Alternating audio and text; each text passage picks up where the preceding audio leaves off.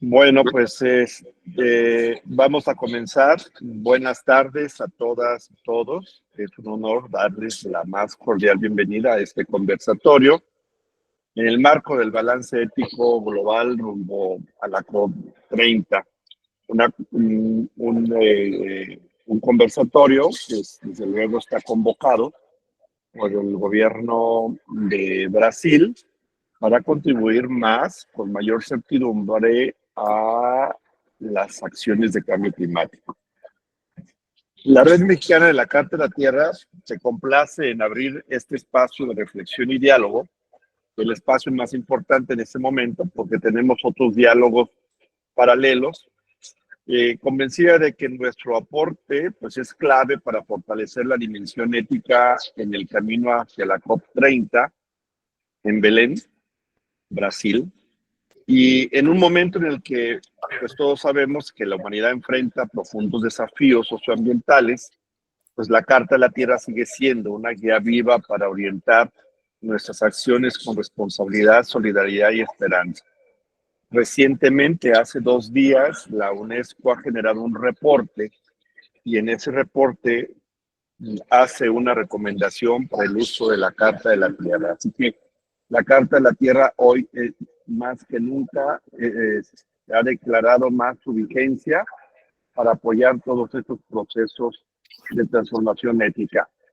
Quiero destacar también que de la valiosa numeralia de la encuesta que se dio, que quizás quien vaya a presentarla, nuestro querido compañero Eder, que nos recuerda la riqueza de esta red de la que nosotros formamos parte. Contamos con la participación de 40 personas de los 18 estados del país, provenientes de 10 campos distintos del conocimiento, con predominio de ciencias sociales, de ingeniería y arquitectura, y un 69% con formación en posgrado, y con una participación equilibrada entre hombres y mujeres. Esto me ha dado a mí mucho gusto. Y estos datos pues muestran la diversidad y la fuerza de nuestra comunidad, lista para incidir con seriedad en los debates rumbo a la COP30. Hoy reafirmamos que desde México queremos sumar nuestra voz y desde luego nuestra experiencia en este balance ético global, construyendo colectivamente propuestas que inspiren a los tomadores de decisiones y fortalezcan el espíritu de esta COP. La grandeza, pues, de todo este proceso que estamos haciendo, ya les decía, aparte de este conversatorio, tenemos otros conversatorios paralelos, uno con la comunidad eclesiástica católica, otro hacia el interior de la Universidad Michoacana, otro con jóvenes de diferentes partes del país, que estamos, en breve tenemos que sistematizarlo, pero me parece que el más importante de los conversatorios es por la diversidad y por quién es la Red Mexicana de Carta de la Tierra. Así que les agradezco su presencia, desde luego su participación. Les invito a que este conversatorio sea un espacio de encuentro que nos motive a seguir trabajando unidos por ese futuro que anhelamos y que bien lo dice la Carta de la Tierra, un futuro justo, un futuro sostenible y desde luego pacífico. Así que bienvenidas todas y todos. El programa que vamos a tener es un programa sencillo, pero muy enriquecedor. Comenzaremos primero con la presentación del análisis de resultados del cuestionario. Esto lo hará Eder Fabián Medina, que todos sabemos es nuestro punto focal en Chiapas. Después vendrá una intervención de respuesta a este análisis que la hará el doctor Rafael Martínez. Él es también miembro de la Red de Carta de la Tierra, un asesor importante para nosotros y que a veces nos ayuda con la Ciudad de México, pero ahora que está en Australia, pues no nos puede ayudar con la Ciudad de México.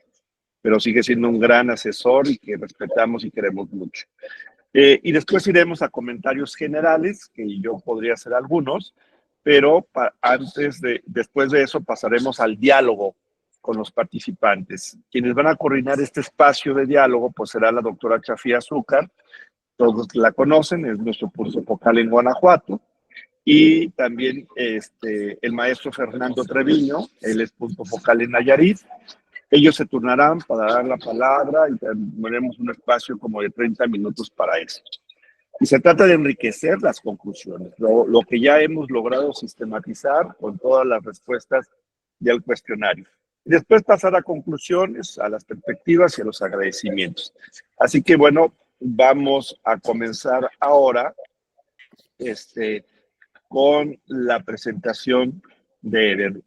La mayoría de nosotros conocemos a Eder, pero quisiera hacer notar que Eder es un joven líder comprometido con la sustentabilidad y la protección del medio ambiente. Bueno, ya no tan joven, era de la generación de jóvenes en aquel tiempo. Es ingeniero ambiental con maestría en materiales y sistemas energéticos renovables por la Universidad de Ciencias y Artes de Chiapas. Además, complementó su formación con el Seminario de Políticas Públicas del Instituto Washington Center en Estados Unidos y con la maestría en Administración y Políticas Públicas en el Instituto de Administración y Política Pública de Chiapas. Su vocación y compromiso lo hicieron acreedor del Premio Estatal de la Juventud en el 2014. En la categoría de protección al medio ambiente. Desde entonces ha participado activamente en distintos consejos estatales y nacionales vinculados a la sustentabilidad y el medio ambiente, consolidándose como una voz referente en la materia.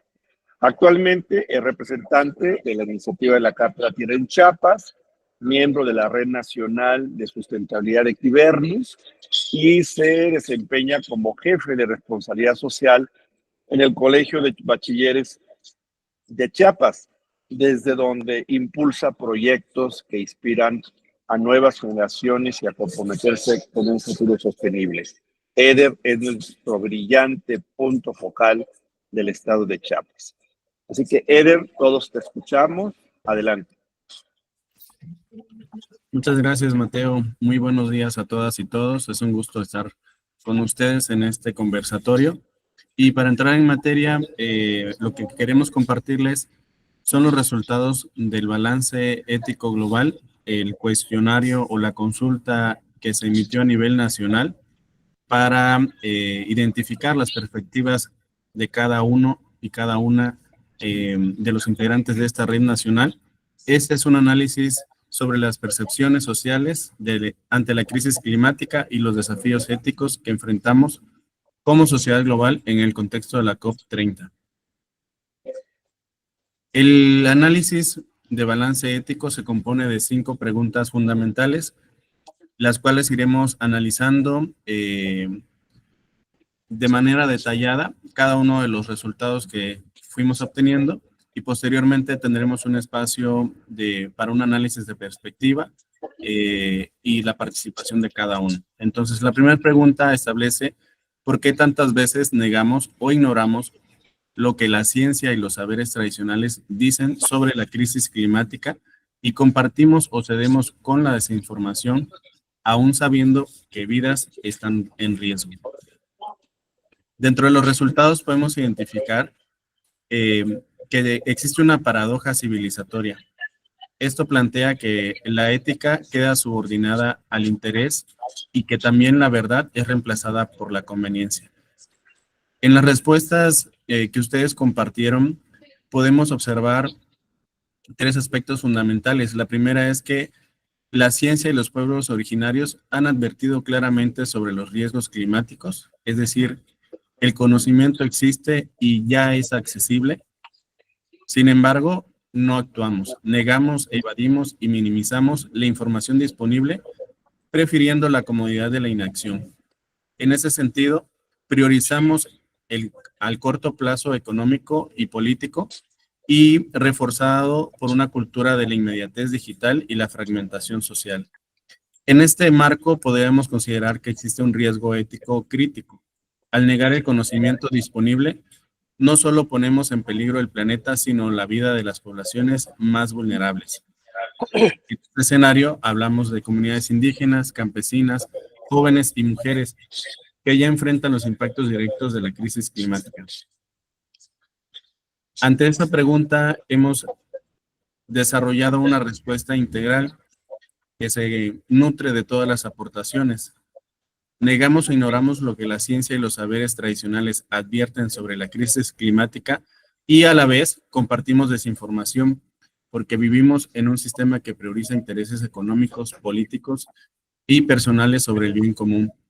La desinformación resulta entonces más sencilla y atractiva que la evidencia y el fundamento científico. Y la apatía, la falta de conciencia, la desconexión con la naturaleza y la pérdida de valores culturales dificultan asumir nuestra responsabilidad. Además, la desconfianza en las instituciones y el desconocimiento de información confiable refuerzan la evasión. Todo esto, en conjunto, estas dinámicas permiten mantener estilos de vida cómodos, aunque ello ponga en riesgo vidas humanas y el equilibrio del planeta. La segunda pregunta es, ¿por qué continuamos con modelos de producción y consumo que perjudican a los más vulnerables? En este escenario, la interpretación de las respuestas nos establece 4 factores. Dentro de estos podremos considerar la convergencia de factores estructurales, culturales, económicos y políticos, y también factores éticos. En cuanto a los factores estructurales, el sistema económico global promueve la sobreproducción y el sobreconsumo como sinónimo de desarrollo, creando una dependencia sistémica de modelos insostenibles. En cuanto a los factores culturales, el apego a estilos de vida basados en el confort, la acumulación refuerza la resistencia a cambios profundos necesarios para la sostenibilidad. En cuanto a los factores económicos y políticos, podemos considerar que los intereses de corporaciones y gobiernos priorizan el corto plazo y bloquean activamente la transición justa hacia modelos sostenibles.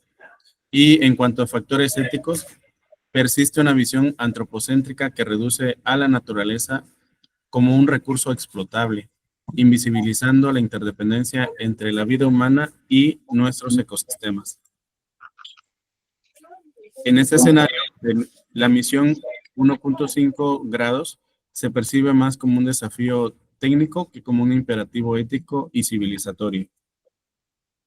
A esta segunda pregunta, podríamos considerar como una respuesta integral que predomina una lógica que prioriza el beneficio económico inmediato sobre el bienestar común, sostenida por intereses corporativos y políticos que frenan la transición justa.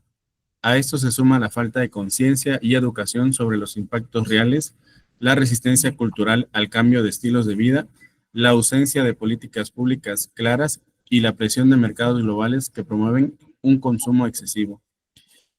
En ese sentido, persiste una visión antropocéntrica que coloca al ser humano por encima de la naturaleza, invisibilizando nuestra interdependencia con los ecosistemas y profundizando la injusticia climática que afecta sobre todo a los más vulnerables.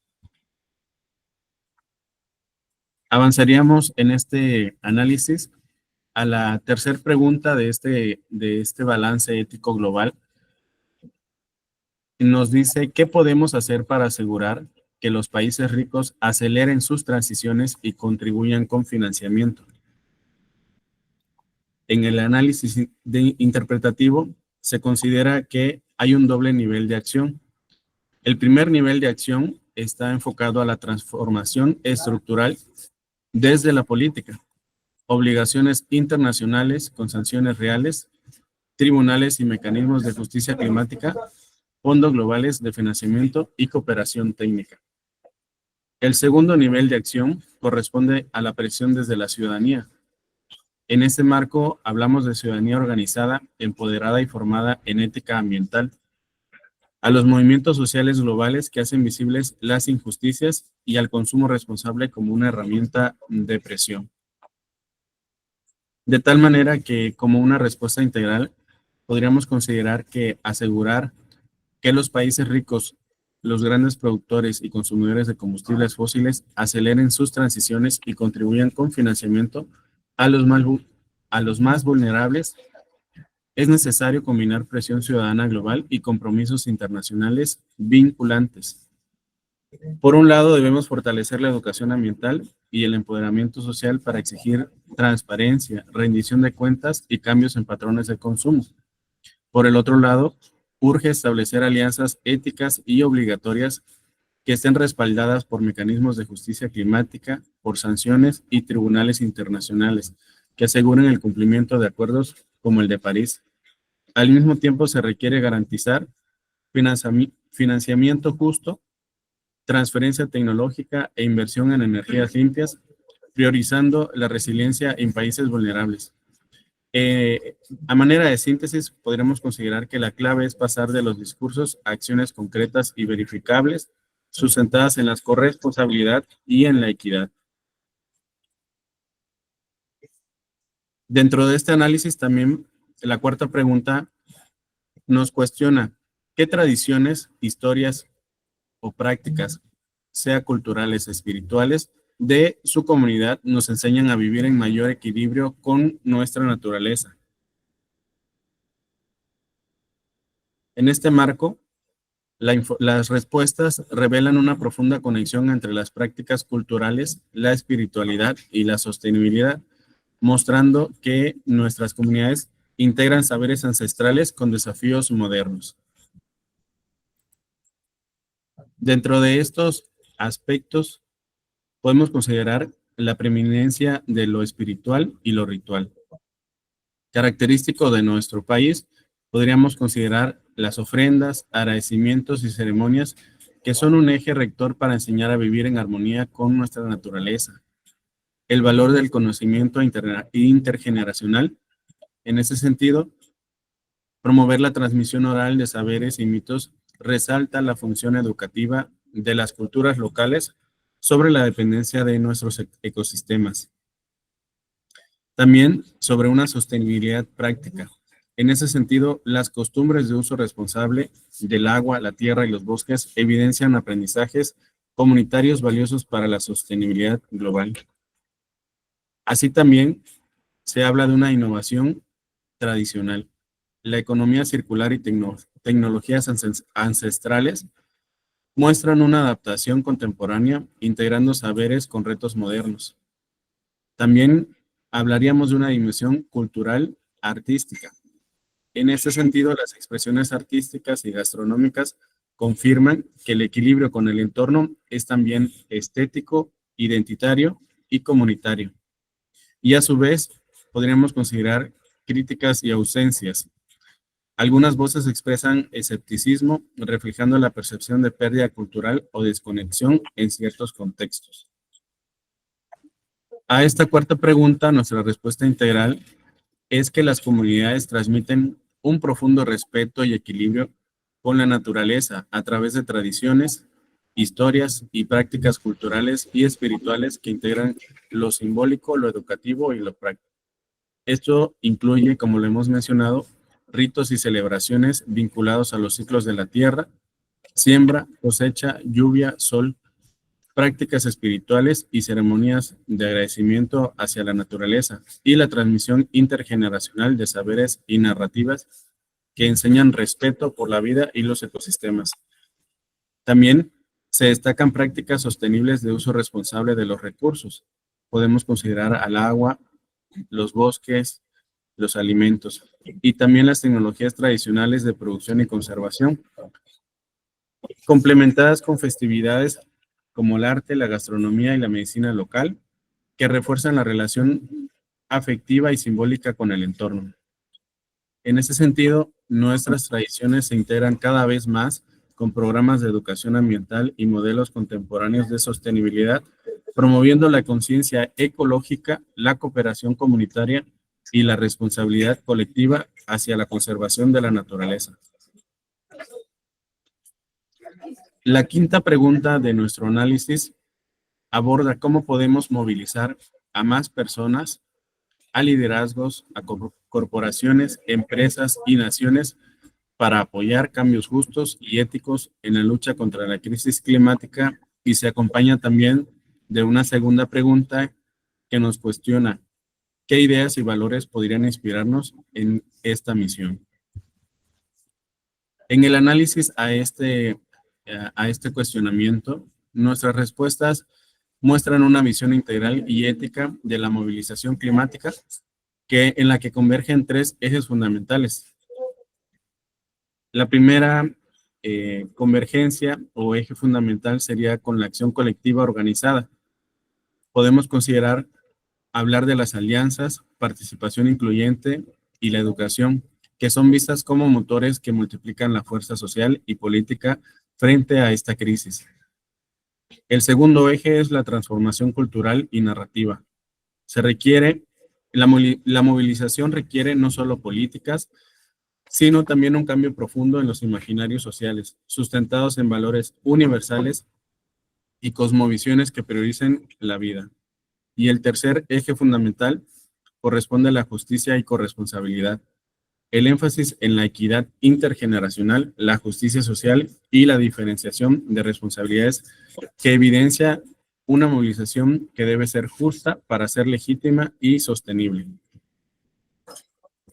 A nuestra primera pregunta podemos considerar cómo podemos movilizar a más personas, liderazgos y corporaciones, empresas y naciones para apoyar cambios justos y éticos en la lucha contra la crisis climática. La respuesta integral es que podemos movilizar a más personas, liderazgos, corporaciones, empresas y naciones construyendo alianzas multisectoriales que unan esfuerzos locales, nacionales y también internacionales, acompañadas de procesos de educación ambiental desde edades tempranas que formen ciudadanía consciente y comprometida.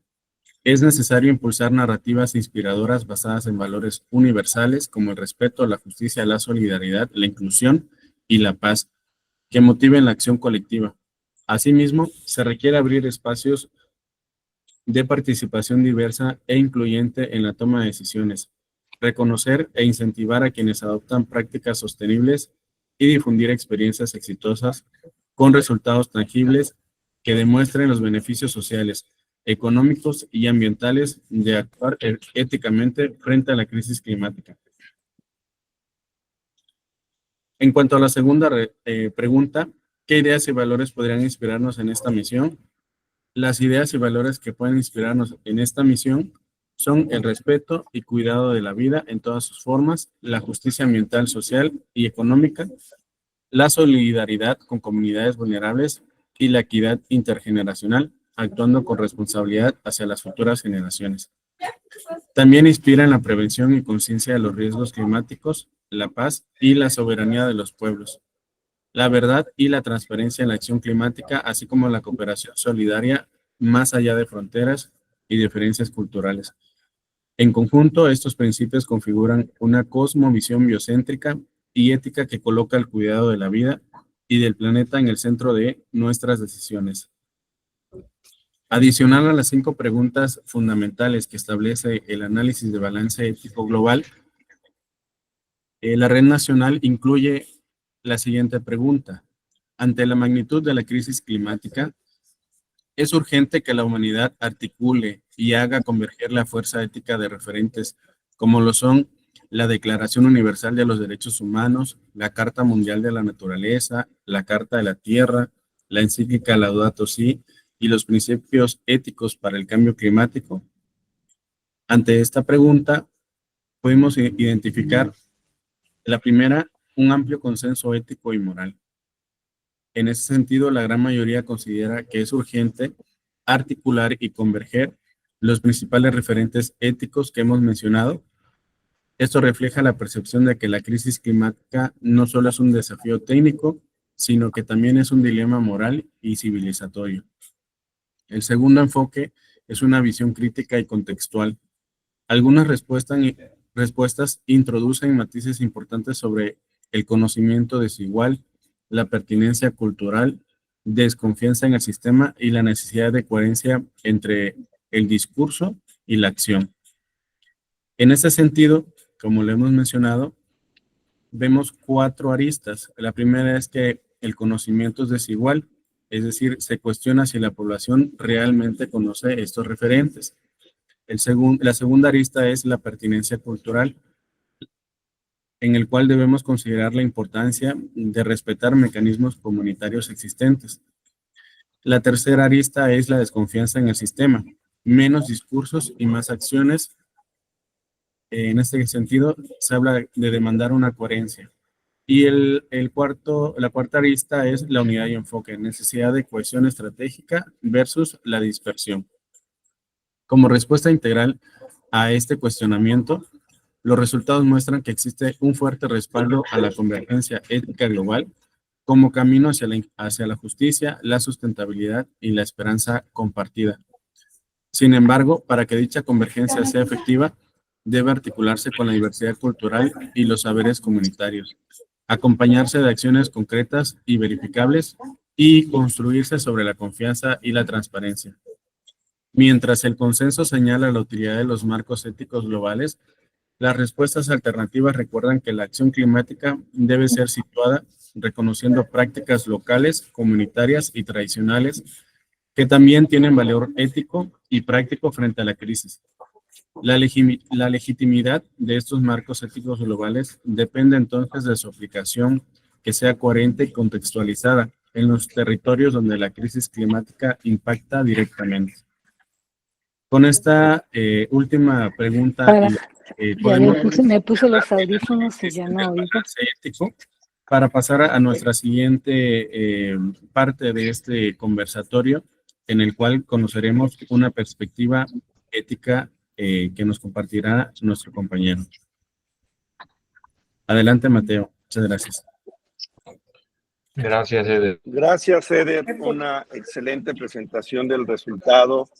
Desde luego, felicitarte por la sistematización que hiciste de las 40 respuestas que se tuvo, de las 40 diferentes. Cada respuesta o cada intervención tenía 11 respuestas, entonces 11 por 40 son 410 respuestas que se tenían que sistematizar. Así que felicidades, Eder, por este esfuerzo. Además, tu presentación muy linda, muy profesional. Bien, ahora habrá que escuchar al doctor Rafael Martínez. Y bueno, también la mayoría lo conocemos, pero es importante refrescar quién es el doctor Rafael Martínez Blanco.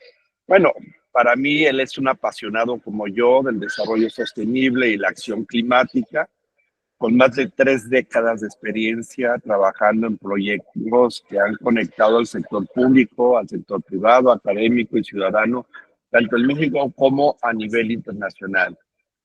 Él es ingeniero bioquímico, egresado del Politécnico, del Instituto Politécnico Nacional, con maestría y doctorado en biotecnología aplicada al medio ambiente por la Université de Tecnologie y Compiègne. No sé cómo se traduce, eso está en francés, en Francia.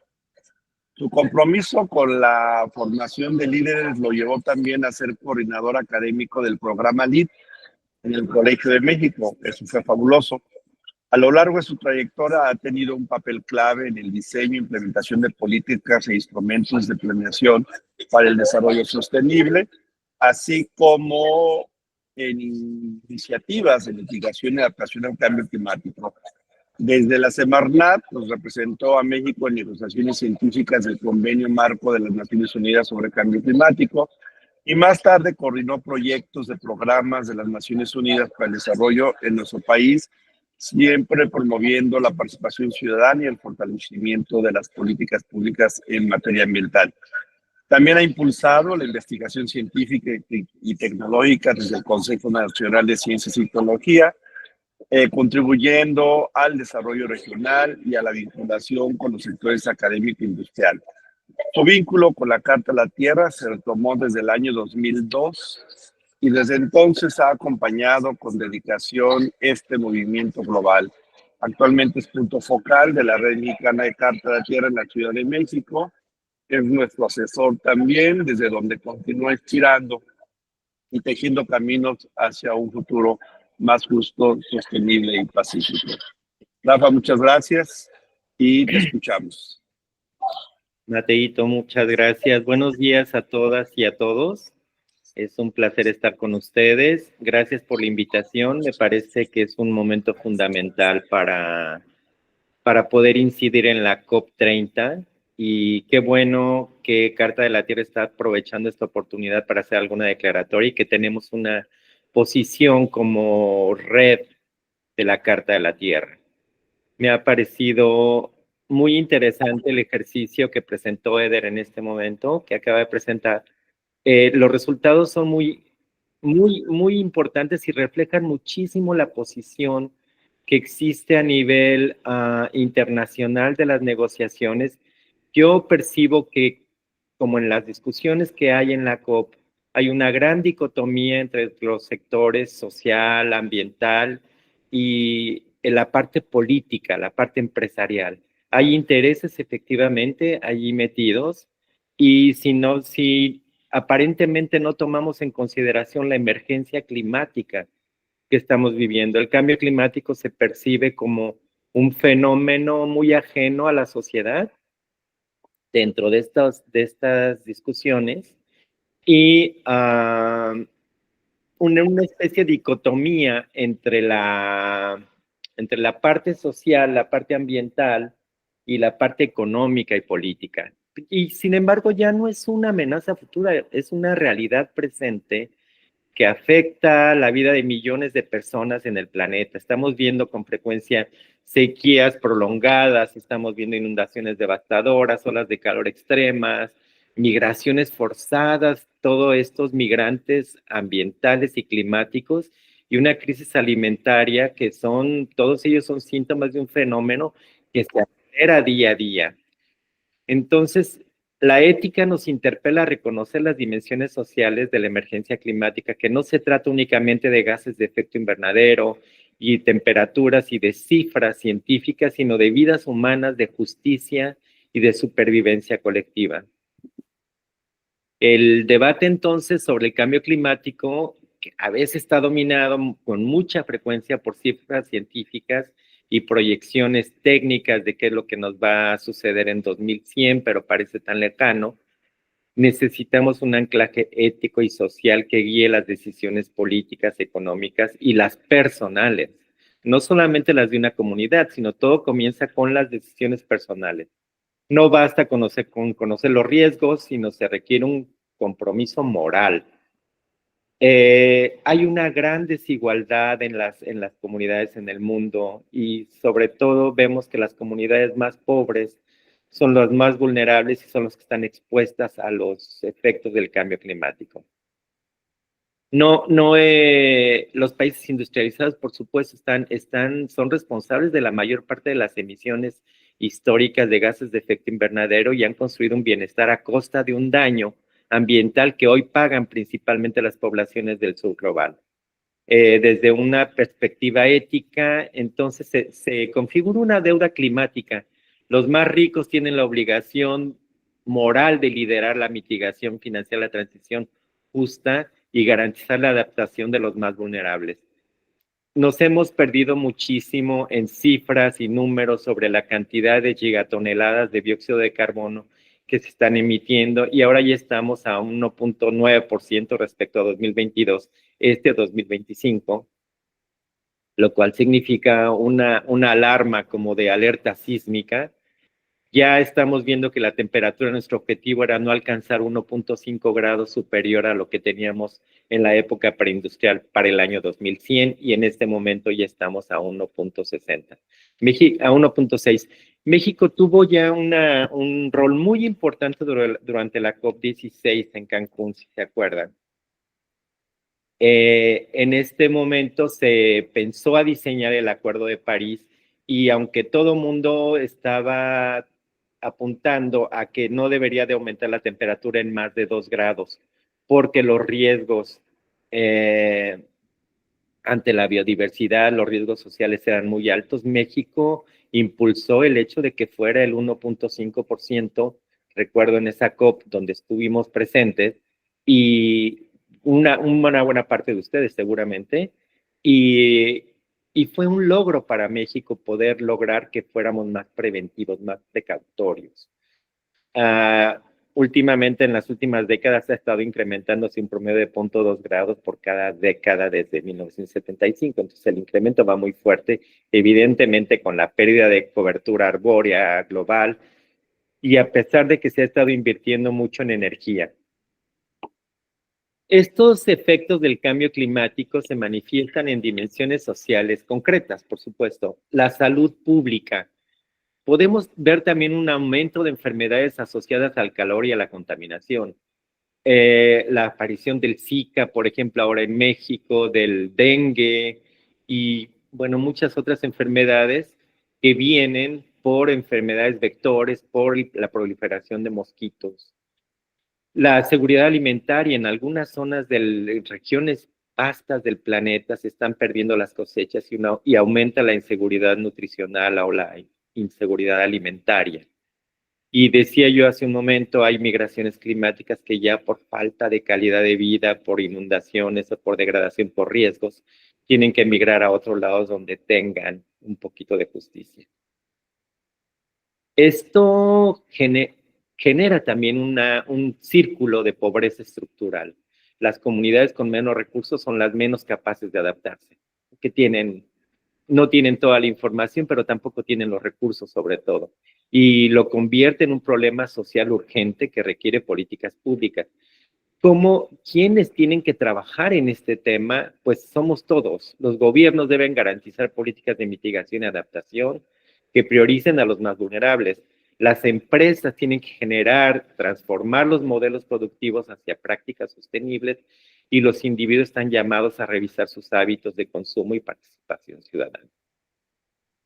Evidentemente, aquí es donde entra la importancia de los principios éticos. ¿Cómo generamos una conciencia en la sociedad, en la gente, de que el cambio climático es un riesgo real y que estamos comprometiendo el futuro de las generaciones venideras? Nosotros seremos responsables, y ya lo hemos dicho alguna vez, nosotros sí nos sentimos responsables con las generaciones futuras porque nosotros sí sabemos lo que está pasando. Ya tiene años, desde 1992, que a través de la Agenda 21 y la Convención Marco de las Naciones Unidas sobre Cambio Climático, sabemos de estos riesgos y hemos estado trabajando. Sin embargo, el impacto que hemos logrado no ha sido suficiente y es necesario coordinar esfuerzos y mecanismos de justicia climática, como mencionaba Eder hace un momento. ¿Qué tipos de reacciones debemos de tomar? Bueno, tenemos que actuar frente a riesgos, incluso con incertidumbre científica parcial, con precaución. Con responsabilidad, tenemos que reconocer y reparar los daños ambientales generados, ser solidarios con los más vulnerables en apoyo mutuo a comunidades y naciones, en un modelo de desarrollo sustentable que respete los límites del planeta y con una urgencia moral, que la inacción frente al cambio climático equivale a perpetuar injusticias sociales. Evidentemente, decía yo ya, hablar de riesgos y de números es muy amplio como para ocupar este espacio tan corto que nos han dado y que tienen ustedes. Agradezco mucho que estén dedicando el tiempo. México, ustedes saben que es un país vulnerable, muy vulnerable por la riqueza biológica que tiene, por las comunidades, la riqueza cultural en diferentes comunidades indígenas y los grandes retos que hay en sectores como los jóvenes, los niños, los grupos de mujeres y la necesidad de crear políticas públicas inclusivas donde se integre a la justicia climática y se reduzcan las desigualdades y la gobernanza participativa se vuelven fundamentales. Por supuesto, como decimos en México, no esto con dinero vale el perro y sin dinero muchas veces no se pueden hacer grandes cosas. Tenemos una gran cantidad de factores que nos hacen vulnerables, los socioeconómicos, los geográficos, y cuando pensamos en las islas pequeñas, en las discusiones de la COP, las islas pequeñas son las que batallan muchísimo más y que luchan más por hacer entender la importancia de adaptación. La gente que vive en zonas costeras bajas y regiones áridas también tienen una gran exposición en el noroeste y en toda la parte sur, la zona costera, se cree que en un futuro podrían desaparecer ciudades que están en la costa por incremento en el nivel del mar. Pero también tenemos otros factores de vulnerabilidad como son los culturales y los de género. Hay comunidades indígenas y mujeres en regiones rurales que están más expuestas debido a las desigualdades estructurales. ¿Cómo aumentamos nuestra Mira, como capacidad me de vea en adaptar? el camino y ya nomás lo apago, ya después mejor me explicas cómo se. Sí, bueno, ok. Muchas gracias, pues ojalá que todo salga bien. Pues sí, a ver, yo ahorita nomás estoy esperando que se intercambien información los La veterinarios de aquí y de allá para resiliencia ver. Norma, Norma. favor de apagar tu micrófono, por favor. Bueno, para ver este aspecto ético, me parece la respuesta muy contundente que mostraba Eder sobre la necesidad de hacer converger estos instrumentos y de articularlos. La encíclica Laudato Si nos da un marco ético y espiritual que interpela esta crisis como un llamado a la responsabilidad integral hacia la casa común, hacia los pobres y hacia las generaciones futuras. Y coincide al señalar que los más pobres son quienes menos han contribuido a la crisis climática y, sin embargo, cargan con sus consecuencias más graves. La Carta de la Tierra, por su parte, tiene también una gran cantidad de principios éticos que tienen que ser útiles en la parte de respeto y cuidado de la comunidad de la vida. México alberga ecosistemas únicos, manglares, arrecifes, bosques tropicales, que son esenciales para la resiliencia climática. Y la ética ambiental exige proteger la biodiversidad por encima de los intereses económicos de corto plazo. En el pilar de la integridad ecológica, los compromisos de México con la reducción de emisiones y la transición energética tienen que ir hacia modelos renovables que se alineen con este principio, pero contamos con una cierta incongruencia porque persisten en México los subsidios a combustibles fósiles, lo cual refleja una contradicción entre objetivos éticos y las políticas actuales. Tendríamos que repensarlo y ver la manera de impulsarlo. El tema de la justicia social y económica en los principios de la Carta de la Tierra nos dice cómo el cambio climático golpea con mayor dureza a comunidades rurales, indígenas y urbanas marginadas. La justicia climática implica, pues, garantizar en el acceso a recursos, tecnologías limpias y financiamiento para adaptación y resiliencia. Y el pilar que me parece fundamental, que es la democracia, no violencia y paz, nos habla de la transparencia y participación ciudadana en las políticas climáticas para fortalecer la democracia ambiental. Entonces, los movimientos sociales y comunitarios representan la voz ética en acción, reclamando decisiones coherentes y pacíficas para el bien común. Ya lo mencionaba Eder con la propuesta de alianzas. En el tema ético, hay dimensiones muy importantes que tenemos que tomar en consideración. Es la justicia intergeneracional, como primer punto. El cambio climático plantea la responsabilidad que tenemos hacia las generaciones futuras. Las decisiones que hoy condicionan las posibilidades de vida de quienes aún no han ni siquiera nacido. Éticamente surge la obligación de preservar los recursos naturales de estabilidad climática y la habitabilidad del planeta para garantizar que las próximas generaciones disfruten de condiciones dignas. Las generaciones presentes entonces tienen un deber moral con las futuras al evitar legar un planeta degradado. La explotación, por supuesto, con la que seguimos sin límites de los recursos naturales, compromete la capacidad de las próximas generaciones para satisfacer sus necesidades. Esta es la parte de la justicia intergeneracional que como puntos así importantes podríamos destacar. Pero existe también el tema de la justicia global. Aunque el cambio climático es un fenómeno global porque no contamos con barreras y fronteras en la atmósfera que nos digan los gases de efecto invernadero que están generando China o Estados Unidos o la India no afectan a los demás, todos se mezclan en la atmósfera. Y es un problema, por eso se vuelve un problema de justicia global. Aunque sea global, los impactos se distribuyen de manera desigual. los países y comunidades que menos contribuyen a las emisiones de gases de efecto invernadero suelen ser los más vulnerables a sus efectos. Por lo tanto, nos plantea un dilema ético. Quienes más contaminan tienen la mayor responsabilidad moral de financiar medidas de mitigación y adaptación en favor de los más afectados. En cuanto, entonces también tenemos el tercer punto de estas dimensiones es la responsabilidad. Es responsabilidad común, pero diferenciada. La Convención Marco nos dice que todos los países deben de contribuir de acuerdo con sus capacidades. No se puede exigir lo mismo a un país industrializado que a una pequeña isla. Entonces, sí tiene que haber responsabilidad de todos en la medida de las posibilidades.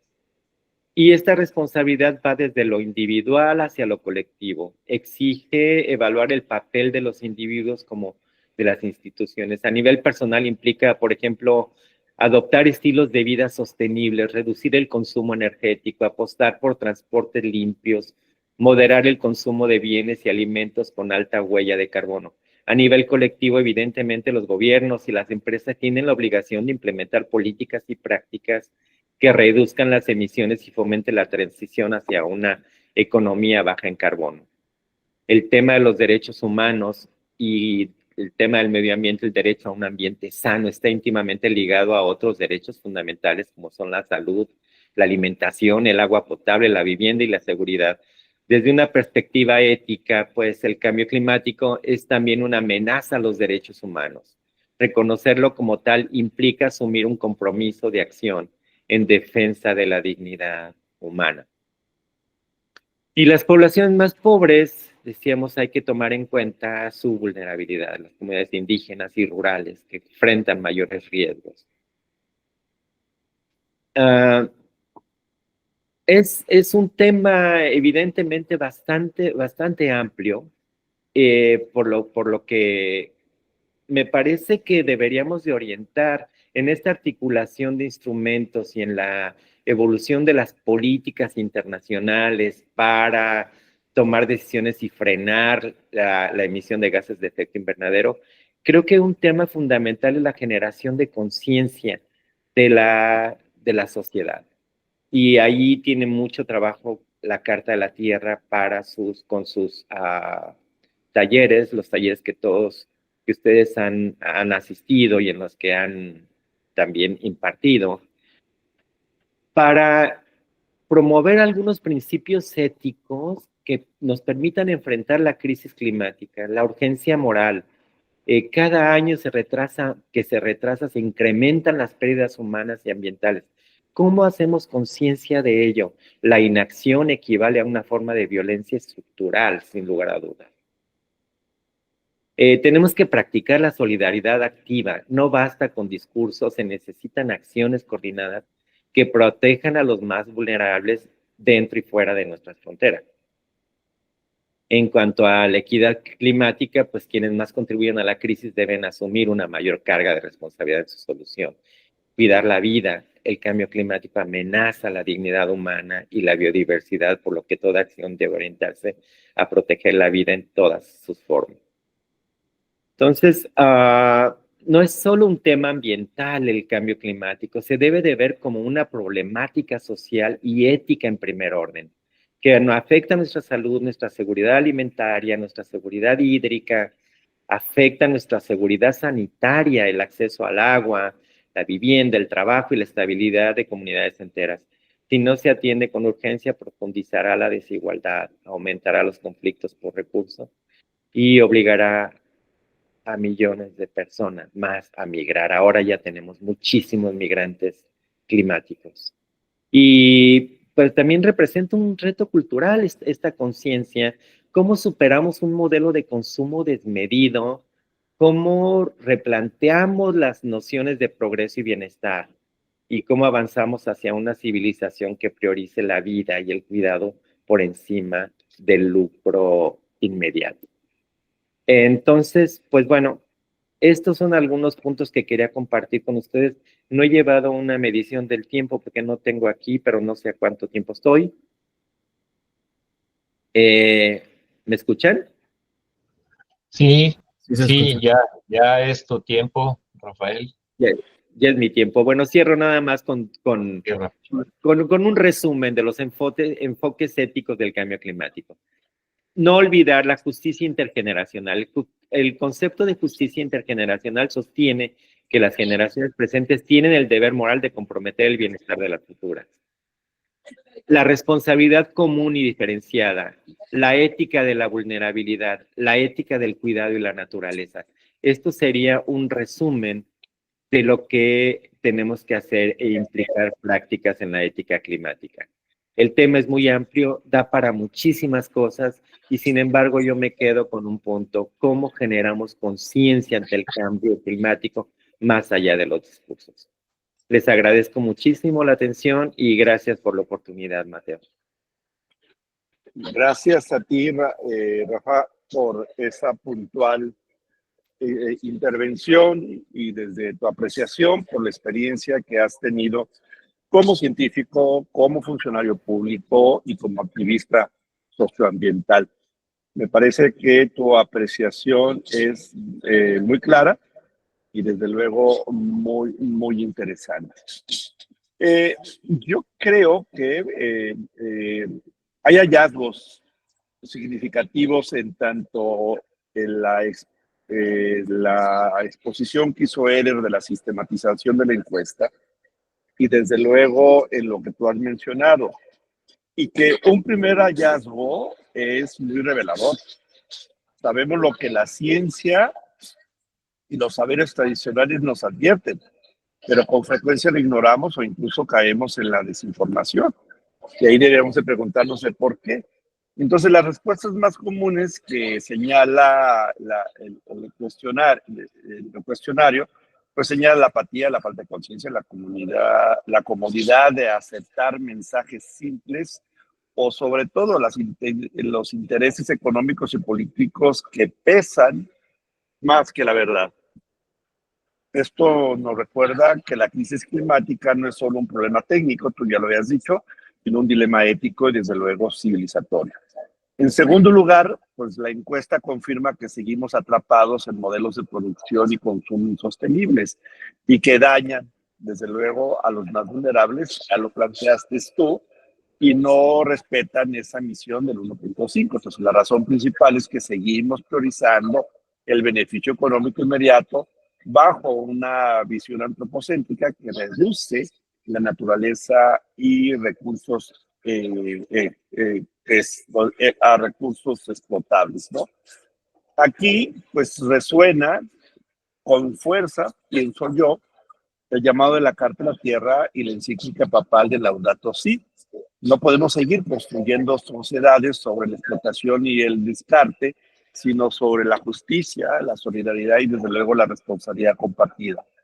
En contraste, desde luego que a esta lógica dominante, la encuesta pues también nos da esperanza y las comunidades siguen ofreciendo prácticas y saberes culturales y espirituales que nos enseñan a todos a vivir en equilibrio con la naturaleza. Las ceremonias, los ritos sagrados, los ritos agrícolas. Yo vengo de una ceremonia donde tuve toda una reflexión al respecto.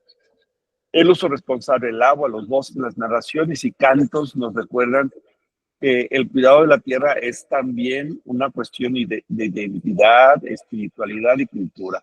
Entonces ahí encontramos claves para una verdadera conversión ecológica. Quizás también un punto de consenso muy fuerte es que necesitamos convergencia ética global. La gran mayoría considera urgente articular las grandes referentes, la Declaración de Derechos Humanos, la Carta Mundial de Naturaleza, la Carta de la Tierra, el Laudato Si, los principios éticos. Pues solo en su sinergia podemos encontrar el camino precisamente hacia la justicia, la sustentabilidad y la esperanza compartida. Pero esa convergencia pues puede estar unida a diversas culturas y a la coherencia entre la acción climática.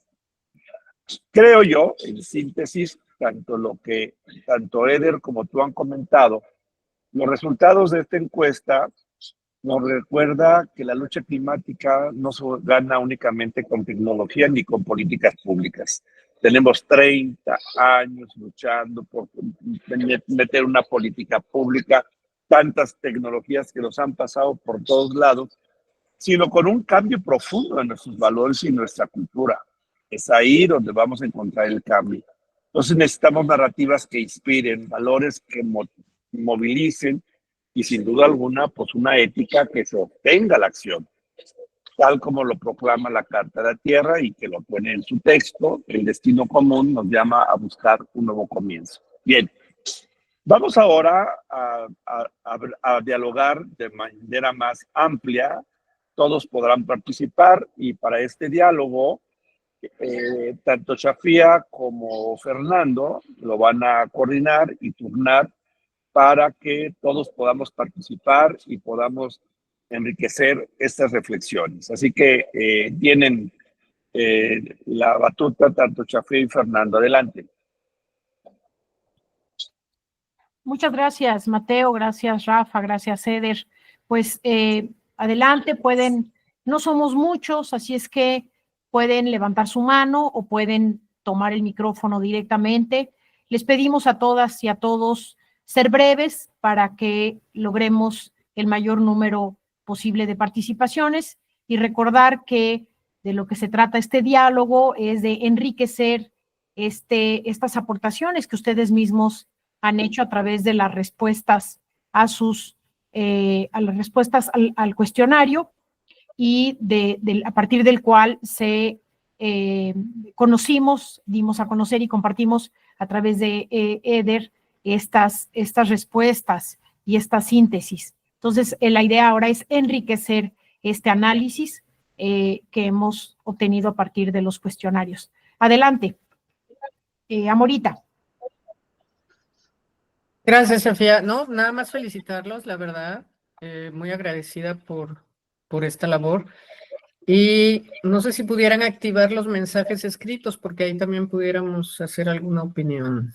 Poner alguna opinión, pero muchas gracias, de verdad, a quienes han llegado hasta aquí con las aportaciones. Gracias, Amorita. ¿Alguien más? Sí, Está ¿no? Ligia. Sí. Ligia. Gracias. Adelante, Ligia. Pues como esto que somos pocos, pues hay que participar. Yo quiero felicitar también a Eder por su resumen y toda la compilación de las respuestas. A Rafa, que bueno, ahí coincido con Rafa en uno de los puntos finales donde habla de generar conciencia. Pues sí, de lo que nos toca a nosotros, ¿no? O sea, yo que estoy en el sector educativo, pues sí, generar conciencia a través de la educación y pues de llamar a esta parte de cómo nos estamos comportando, ¿no? O sea, hay cosas tan elementales que si las vemos a nivel individual, ¿no? O sea, el consumo de refresco, la generación de la basura, ¿no? Que si bien la basura genera en gases de efecto invernadero, no un porcentaje alto, pero pues, sin embargo, crear conciencia es cambiar esos hábitos, ¿no? O modificar esos hábitos de cómo nos estamos comportando y pues eso sería desde la escuela, que es lo que nos toca, ¿no? Bueno, al menos a mí. Y bueno, sí hay un tema muy importante para mí que es la seguridad alimentaria, que lo vemos fácil cuando estas lluvias torrenciales, ¿no? Y bueno, que destruyen los campos. Entonces, creo que es un tema que a mí desde la escuela yo siempre lo pongo como un punto importante de destacar y de pensar en la seguridad alimentaria. Si bien el campo en México es sostenido por campesinos heroicos, ¿no? Creo que somos todos, ¿no? Porque también hay una industria alimentaria muy fuerte que contribuye a que cada vez se tenga menos salud, ¿no? Entonces, por un lado, la seguridad alimentaria y por otro lado, un sistema de salud que, como dicen, no está enfocado a quitar la enfermedad, sino a generarla más, ¿no? Entonces, sí es un tema complejo en el cual tiene demasiados aristas o demasiadas interconexiones. Y pues hay que detectar en dónde nos toca a nosotros intervenir, ¿no? Entonces, yo lo dejaría por ahí y sí quiero felicitar la idea de este conversatorio, la iniciativa. Gracias. Muchas gracias, Ligia. Brígido, adelante, por favor. Gracias. Bueno, también reconocer el gran esfuerzo que han hecho de recabar la información. Bueno, al principio cuando nos comentaba Eder respecto a la respuesta de los puntos en el 1, yo creo que hay que marcar que esa desinformación en sí es una falta de ética a tergiversar la realidad, y ahí estamos en un gran problema, porque justo los medios de información no ayudan en mucho en poder, digo, que la gente pueda ubicarse en una realidad que realmente nos está pegando, ¿no? Y respecto a lo que decía el doctor Rafael Martínez, los más ricos tienen la obligación moral, y eso también lo sabemos todos, ¿verdad? Porque son los que más contaminan. Luego entonces los gobiernos deberían pero la realidad es que no, pues son los que menos hacen, ¿no? O sea, son los dueños así que son los más ricos los que tienen el poder, y lo vemos, sí, el caso ni tan lejos, bueno, Estados Unidos, ¿no? O sea, ¿qué hacer ante ese escenario? En donde sí, el discurso es bien cierto, ¿no?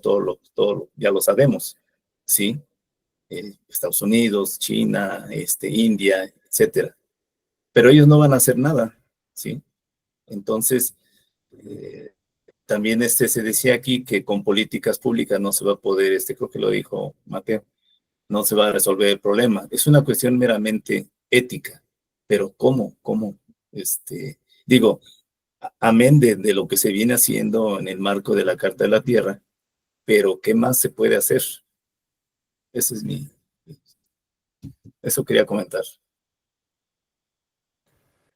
Gracias, Brígido. Pues ahí deja una pregunta importante, el cómo. Rafa, levantaste tu mano. Adelante. Tu micro, Rafa, tu micro.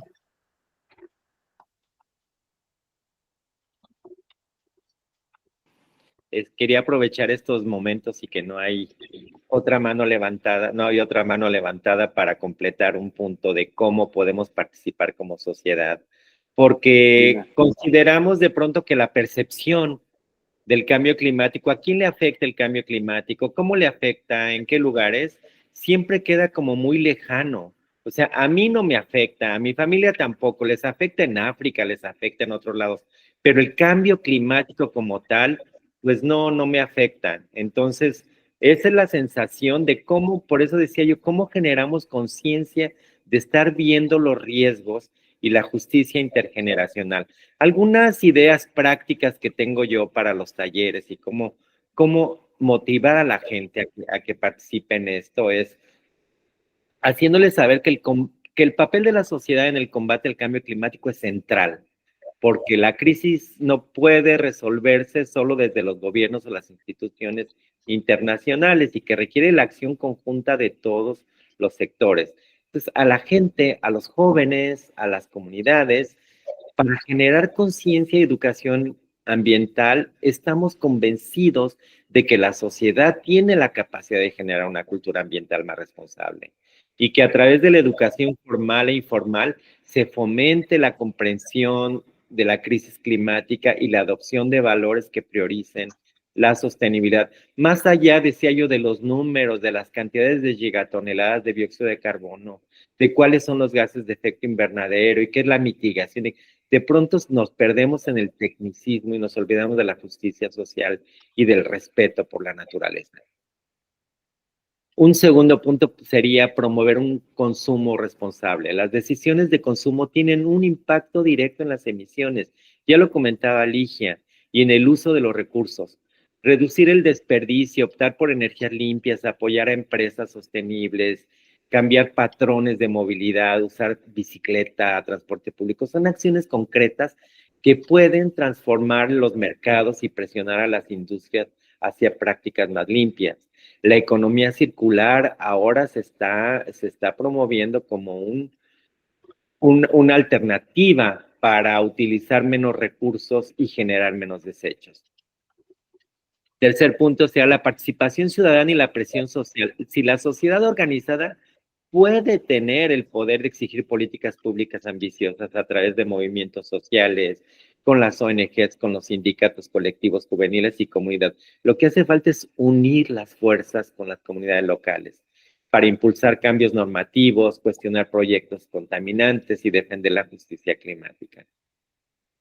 También tiene la capacidad de innovación comunitaria y local. En muchos lugares las comunidades locales han impulsado proyectos de energía renovable, reciclaje, agroecología, conservación de ecosistemas adaptados a sus culturas, y me parece que ahí la parte de las tecnologías tradicionales es fundamental, porque estas iniciativas muestran que la sociedad civil puede ser un laboratorio de soluciones concretas y escalables. La parte también de promoción de esa conciencia a través de la solidaridad y la justicia social, haciendo saber que el cambio climático afecta a todos, de manera desigual, pero a todas las personas, y que la sociedad juega un papel clave en generar solidaridad hacia quienes están en mayor situación de vulnerabilidad. Nosotros lo vemos con los pueblos indígenas, decía yo ya, las comunidades costeras, las comunidades rurales, los sectores más empobrecidos, sin promover la equidad en las políticas de adaptación. Y bueno, también tenemos un papel muy importante como vigilantes y en la rendición de cuentas.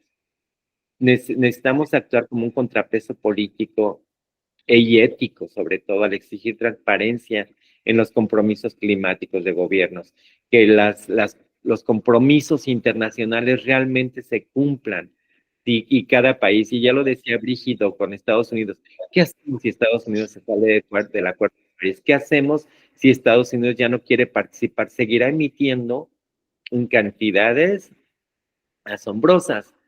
Y entonces, pues sí, aquí hay una parte de la vigilancia y la rendición de cuentas en el que la sociedad debería de intervenir. Y nuevamente ahí le paro, porque de verdad me apasiona, somos todos como misioneros del desarrollo sustentable y son temas que nos llevan hasta la última partícula de nuestra sangre. Gracias. Muchas gracias, Rafael. Le damos la palabra a Gina Mireya, por favor. Hola. Bueno, yo voy a partir de palabras de Rafa. No quiero decir por dos de todo lo que dijo, pero parto de la responsabilidad compartida pero diferenciada. Parece que a veces se nos olvida que somos parte de, que nos corresponde también participar, colaborar e incidir. Entonces, también quiero recordar que la educación no es la panacea, pero sin educación no hay transformación. Entonces, creo que nosotros, como promotores de la Carta a la Tierra, estamos haciendo un papel importante en ese tema de sustentabilidad.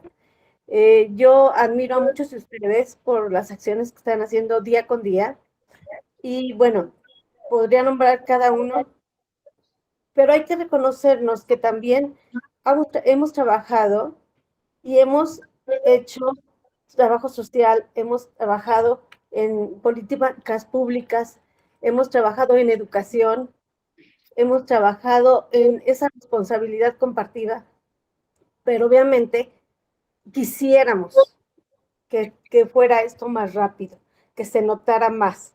Sin embargo, yo siento que lo que estamos haciendo está bien, no con la rapidez que quisiéramos, no con el impacto que necesitamos, pero que es un esfuerzo, y es un esfuerzo grande. Y yo los felicito a todos y a los ponentes más. Saludos. Gracias, Gina. Gracias, Gina. ¿Alguien más desea participar?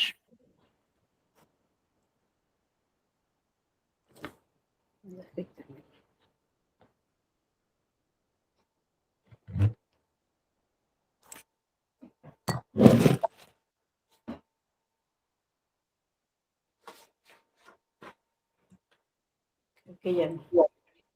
Ahí les puse una pregunta en el chat que sería interesante. ¿Qué valor está más ausente en esas acciones de mitigación y adaptación de cambio climático? Que no nos permita avanzar con certidumbre. Si pueden poner el valor, podría ser interesante. 1. No vayan a poner 2, 3, 4. Solo 1. Jerarquicen.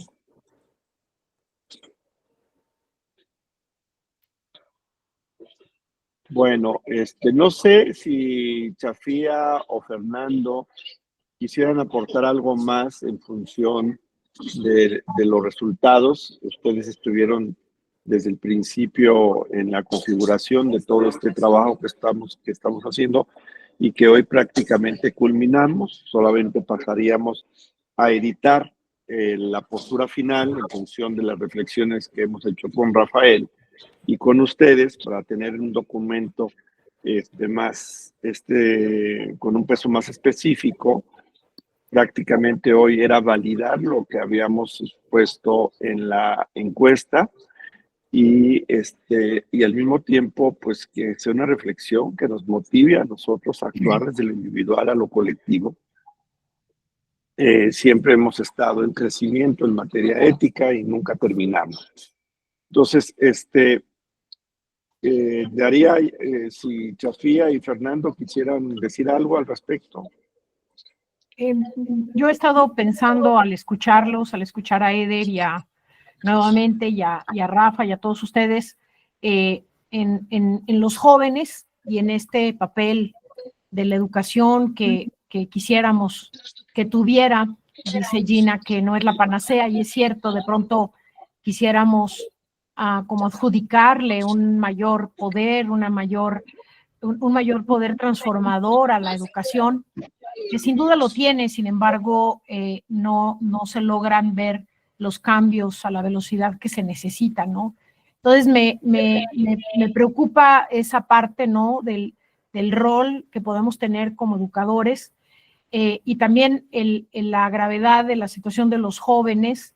Leí hace poco del surgimiento de esta ecoansiedad, sobre todo presente, mayor frecuencia en los jóvenes, que habla pues de una percepción de gravedad de la situación, de esta crisis climática y esta crisis de civilización que no podemos separar, y al mismo tiempo de esta como imposibilidad de no saber cómo atender, cómo frenar, cómo responder ante todas estas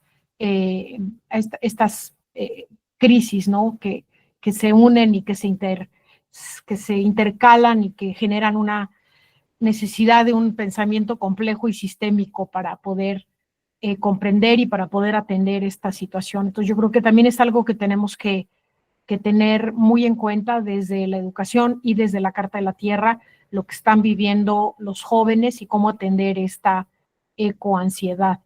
Y algo que también ya fue comentado, nada más ya como punto final, esta percepción también de los jóvenes me parece a mí muy frecuente, más en los jóvenes, de que la tecnología podrá resolver y atender cualquier crisis climática que se presente o que se complique aún más. Y eso también me parece que es algo que se necesita atender, comprender y manejar de manera que podamos ir no solo dejando en manos de la tecnología la solución al problema, sino entender todos estos ejes que ya hemos comentado, que ya Eder nos explicó y que están presentes en este análisis de los cuestionarios, que me parece muy, muy valiosa toda esta información. Gracias, Chafía. Yo quisiera comentarles algo. A lo largo de todas nuestras intervenciones el día de hoy, yo veo la necesidad, me doy cuenta de la necesidad de mejorar nuestros idiomas, nuestra capacidad de comunicación. No es el mismo idioma el que le tenemos que hablar a ese empresario al que se refería Ligia hace un momento, que por sus intereses económicos sabe que está haciendo algo que no es conveniente. Y entonces nosotros no hemos podido hablar en su idioma, no hemos podido hablar en el idioma de los políticos que más bien van por sus capitales, voy a decir de votantes, ya ni siquiera políticos, van por sus capitales de votantes más que por las acciones, por la realidad que les está exigiendo. Entonces, ¿en dónde estamos nosotros, los que hemos estado manifestándonos como interesados en resolver?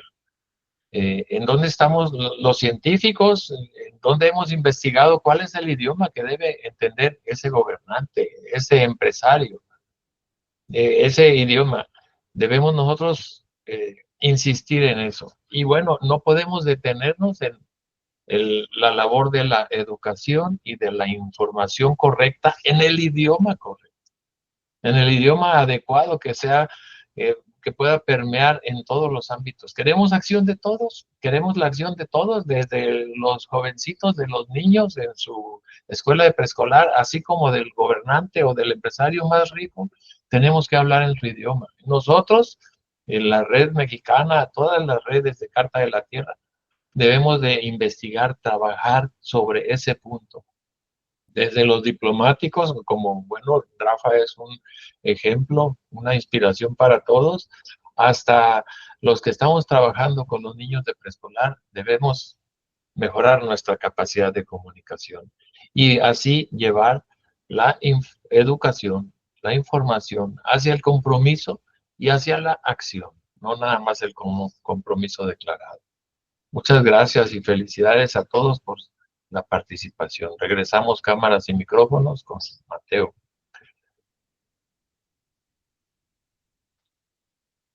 Tu micrófono, Mateo. Bueno, gracias, Fernando.